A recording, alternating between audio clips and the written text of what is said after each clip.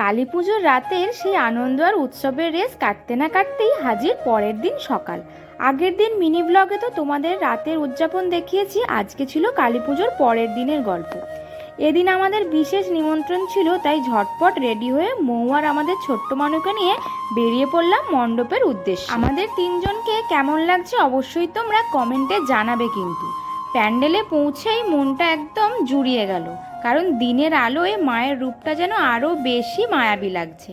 মায়ের দর্শন সেরে এবং প্রসাদ মুখে দিয়ে আমরা কিছুক্ষণ সবার সাথে আড্ডা দিলাম। কিছুক্ষণ আগেই পুজো কিন্তু শেষ হয়েছে, তার জন্যই সবাই বসে এখানে প্রসাদ খাওয়া হচ্ছে আর গল্প করা হচ্ছে। যেহেতু আমাদের সঙ্গে ছোট্ট মানু আছে, তাই ওর সময়ের কথা ভেবেই আমরা একবার খাবারের প্যান্ডেলের দিকে খোঁজ নিতে গিয়েছিলাম।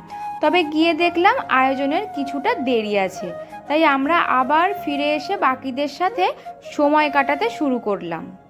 এর মাঝেই মাও চলে এলো আমাদের সাথে যোগ দিতে, আর ছোটরা তো সব ভুলে নিজেদের খেলায় মত্ত। মানু আর ওর নতুন বন্ধু এই মিষ্টি মুহূর্তগুলোই দেখতে দেখতে এই পর্বটা শেষ করছি। পরের পর্বে থাকছে বাকি গল্প, সাথে থাকবে আর অবশ্যই এইভাবেই ভালোবাসা দিতে থাকবে।